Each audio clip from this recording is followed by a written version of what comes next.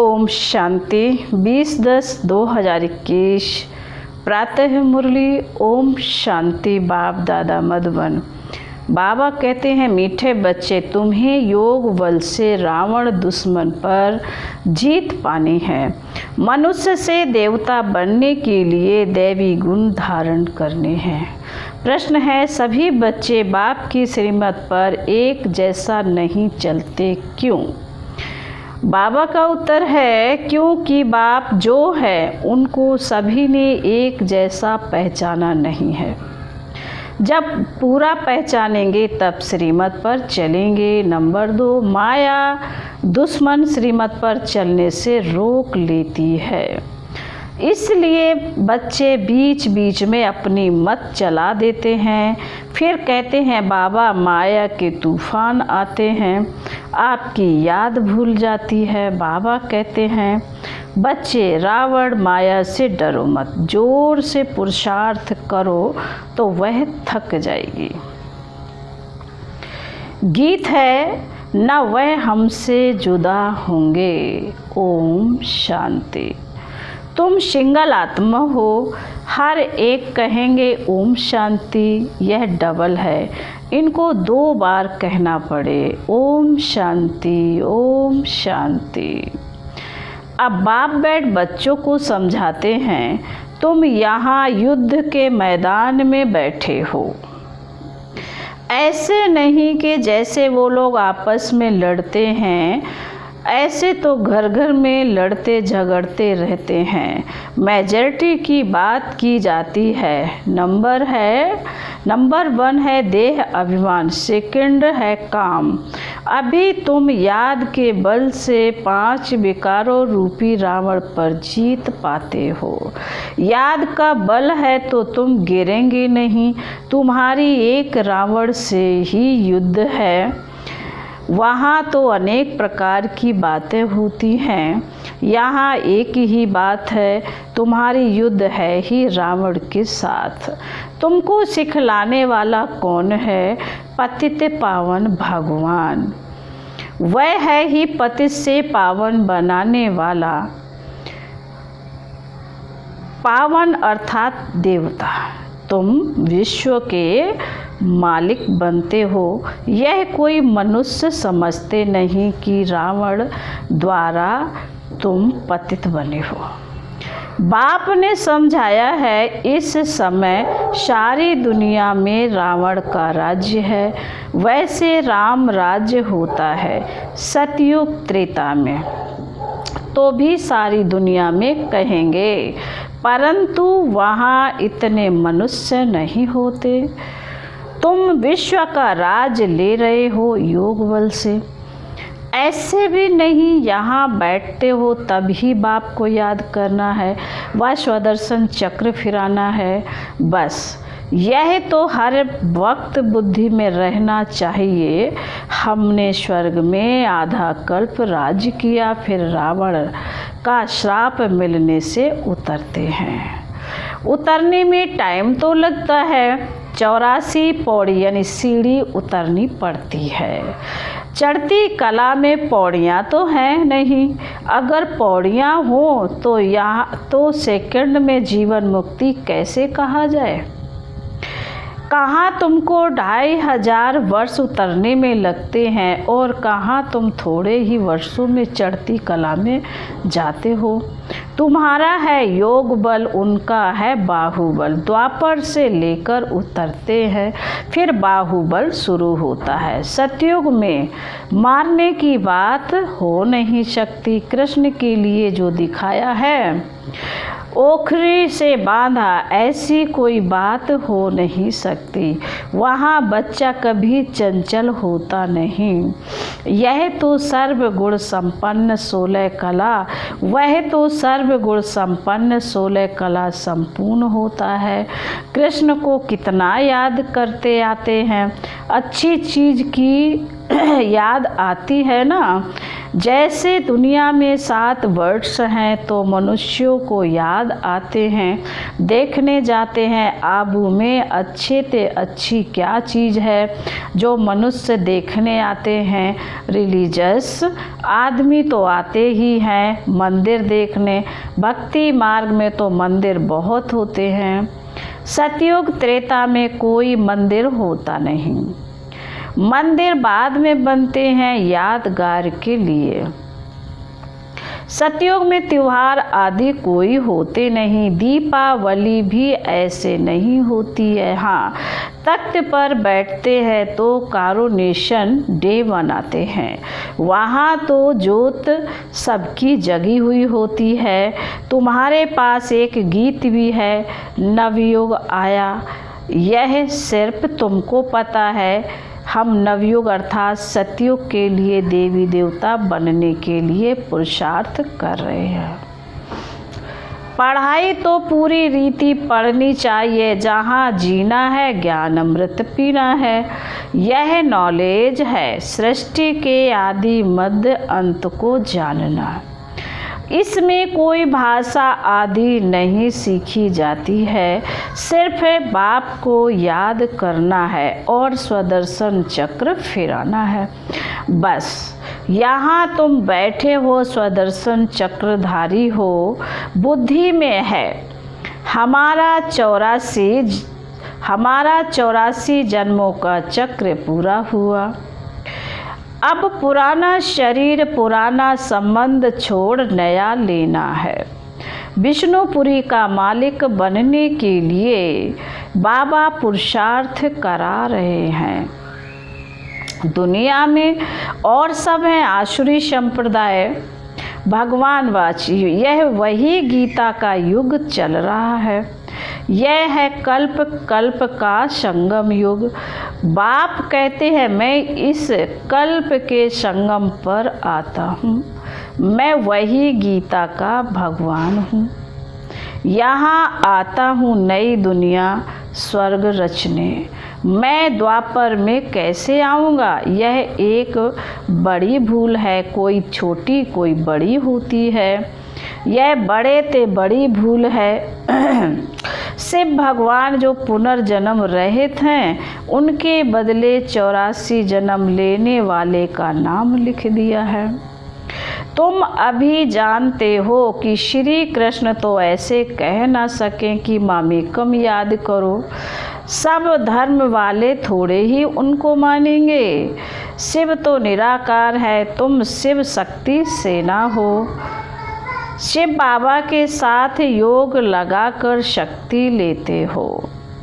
इसमें male female की बात नहीं, तुम आत्माएं सब ब्रदर्स हो। सभी बाप से शक्ति ले रहे हो, वर्षा बाप ही देगा। बाबा कहते हैं सभी बाप से वर्षा ले रहे हो, वर्षा बाप ही देगा ना। वह बाप ही सर्वशक्तिवान है। इन लक्ष्मी नारायण को भी कहेंगे सर्वशक्तिवान, क्योंकि सारे विश्व के मालिक हैं। उन्होंने यह राज्य कैसे पाया? अभी भारत तो क्या सारी दुनिया में रावण राज्य है। कोई राजाएं होते हैं तो मालूम होता है उनके बड़ों ने यह राजाई की है जो चलती आती है। यह तो सतयुग आदि से चले हैं, तो जरूर आगे जन्म में ऐसा पुरुषार्थ किया होगा। पतित राजाई मिलती है दान पुण्य करने से। बाबा ने कहा पतित राजाई मिलती है दान पुण्य करने से। यहाँ तो इस संगम पर ज्ञान और योग बल से 21 जन्म के लिए राज्य पाते हो। तुम जानते हो ये पुरानी दुनिया सारी विनाश होनी है, यह देह भी नहीं रहेगी। इसलिए अपने को आत्मा समझ बाप को याद करना है। बाबा बाबा कहना सीखो। जैसे जिस्मानी बच्चों को सिखाया जाता है तो वह उसी बाप को याद करते हैं। अभी रूहानी बाप तुम बच्चों को कहते हैं, हे बच्चे यह नई बात है। बाप कहते हैं अब मुझ रूहानी बाप को याद करो, क्योंकि वापस घर चलना है।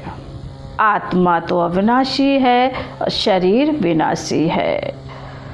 तो ताकत वाला कौन ठहरा? शरीर आत्मा के आधार पर चलता है। आत्मा चली जाती है तो शरीर को आग में जलना पड़ता है। आत्मा तो है ही अविनाशी, वह बिंदी की बिंदी ही है। उस आत्मा को कोई भी नहीं जानते हैं। भल करके कोई को साक्षात्कार होता है, फिर भी क्या, उनको तो यह पता ही नहीं कि आत्मा जो बिंदी है उसमें 84 जन्मों का अविनाशी पार्ट भरा हुआ है। यह बातें तुम्हारी ही बुद्धि में हैं। राजयोग सिखलाने वाला है ही वह बाप। बाकी बैरिस्टर, वकील, इंजीनियर आदि तो चले आते हैं। यहाँ बनना है मनुष्य से देवता। वह भी मनुष्य, परंतु उनको देवता कहा जाता है। बाबा कहते हैं वह भी मनुष्य पर उनको देवता कहा जाता है। देवता अर्थात दैवी गुण धारण करने वाले। तुमको पुरुषार्थ कर ऐसा दैवी गुणों वाला बनना है। यह है एम ऑब्जेक्ट। तुम जानते हो इन देवताओं में कौन से गुण हैं, ऐसा हमको बनना है। प्रजा भी होगी ना, प्रजा ढेर की ढेर बनती है। बाकी राजा रानी बनने में तो मेहनत लगती है। जो मेहनत बहुत करेंगे वह राजा रानी बनेंगे। जो बहुतों को नॉलेज देंगे वह हर एक अपनी दिल से समझ सकते हैं। आत्मा कहती है हम बेहद बाप का बन ही जाऊंगा, उन पर बारी जाऊंगा, कुर्बान जाऊंगा। जो कुछ मेरे पास है सब बारी जाऊंगा। ईश्वर को तो देते हैं ना, आप आएंगे तो हम कुर्बान जाएंगे। उसके बदले आपसे नया तन मन धन लेंगे। मन नया कैसे लेंगे? आत्मा को नया यानी पवित्र बनाएंगे, फिर शरीर में भी नया लेंगे, फिर शरीर भी नया लेंगे, राजधानी भी लेंगे। अब तुम ले रहे हो ना। आत्मा कहती है हे बाबा इस शरीर सहित आपकी हूँ। बाबा हम आपकी शरण आता हूँ। सब रावण राज में बहुत दुखी हुए हैं, इसलिए बाबा अब इससे लिबरेट कर अपनी राजधानी में ले चलो। शिव बाबा तो मिल गया तो बाकी क्या? तुम जानते हो कि शिव बाबा की श्रीमत से स्वर्ग बनता है, आसुरी रावण की मत से नरक बनता है। अब फिर से स्वर्ग बनना है श्रीमत से। जरूर जो कल्प पहले आए होंगे वही आएंगे। श्रीमत से ऊंच बनेंगे, रावण मत पर चलने से गिर पड़ेंगे। तुम्हारी अब होती है चढ़ती कला, बाकी सबकी उतरती कला है। कितने अनेक धर्म हैं, सतयुग में एक देवी देवता धर्म ही था, अब वह प्रायः लोप हो गया। बड़ के झाड़ का मिसाल है। तुम जानते हो देवी देवता धर्म की निशानियाँ तो हैं। बरोबर देवी देवताओं का राज्य था। 5000 वर्ष की बात है, तुम सिद्ध कर बतलाते हो। यह 5000 वर्ष का चक्र है। इसमें 4 युग हैं। हर युग की आयु 1250 वर्ष है। उन्होंने तो लाखों वर्ष लगा दिए हैं, बहुत फर्क होने के कारण किसी की बुद्धि में बैठता नहीं है। समझते हैं जैसे और संस्थाएं हैं, वैसे यह BK की भी संस्था है। यह गीता को उठाते हैं। अब गीता तो कृष्ण भगवान ने गाई, यह दादा तो जौहरी बैठा है। बाबा कह रहे यह दादा तो जौहरी बैठा है। तो मनुष्य मूझेंगे ना। बाप कहते हैं मैं जो हूँ जैसा हूँ, इस समय तक कोई ने मुझे जाना नहीं है। पिछाड़ी में तुम पूरी रीति जानेंगे, अभी तक नंबरवार जाना है। तब तो श्रीमत पर चलना बड़ा मुश्किल समझते हैं।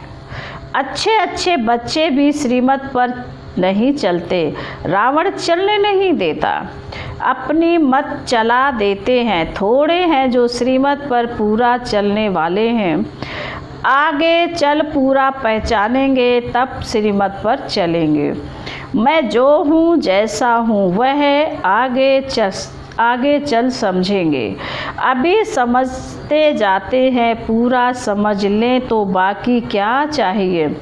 रहना भी अपने ग्रस्त व्यवहार में है, परंतु दुश्मन माया ऐसी है जो श्रीमत पर चलने से रोक लेती है। कहते हैं बाबा माया के तूफान बहुत आते हैं, माया आपकी याद भुला देती है। हाँ, पुरुषार्थ जोर से करते करते फिर आखिरी माया भी थक जाएगी। माला भी 8 की है, मुख्य 8 रत्न हैं। 8 तो हैं जोड़ी, 9वां रत्न बीच में शिव बाबा को रखते हैं।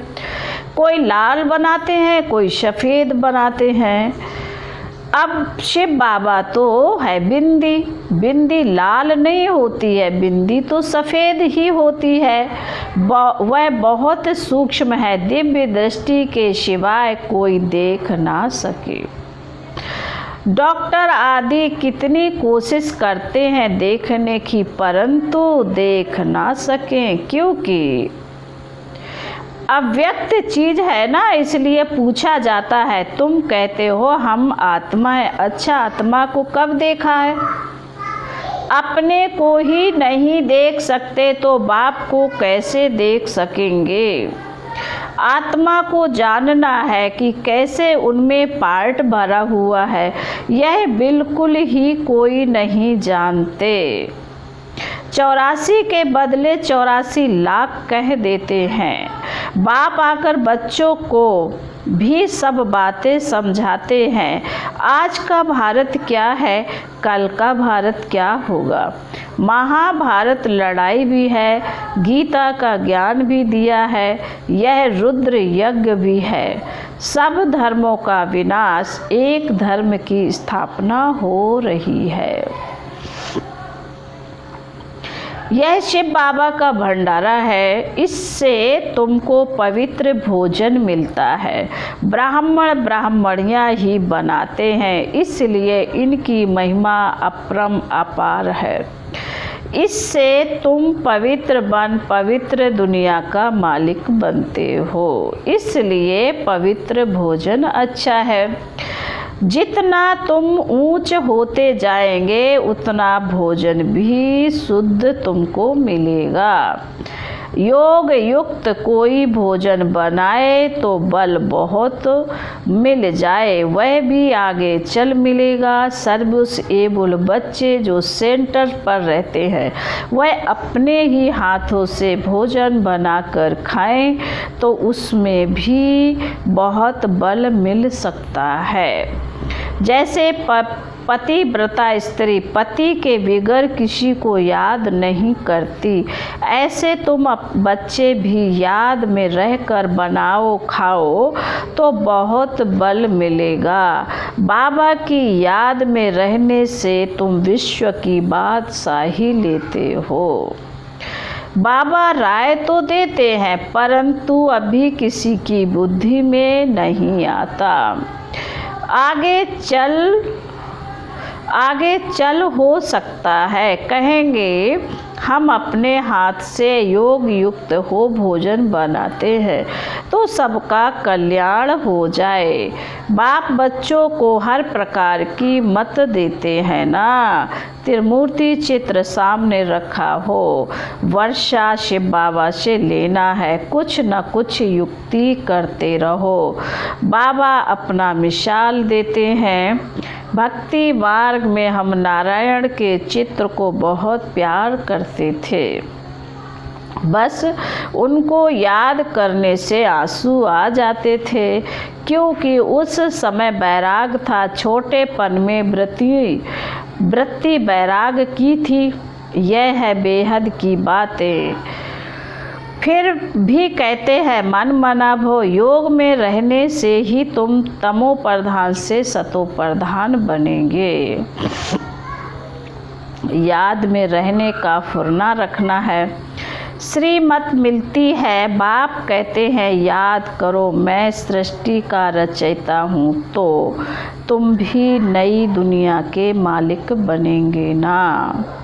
नहीं तो सजा भी खाएंगे और पद भी भ्रष्ट हो जाएगा। मरने के पहले बच्चों को यह फुरना यानी फांक रखना है कि हम सतो प्रधान कैसे बने। बाप को याद तो जरूर करना है, यह है बड़े ते बड़ा फुरना। अच्छा, फिर बाबा कहते हैं मीठे मीठे शिकील दे बच्चों प्रति माता पिता बाप दादा का याद प्यार और गुड मॉर्निंग। रूहानी बाप की रूहानी बच्चों को नमस्ते।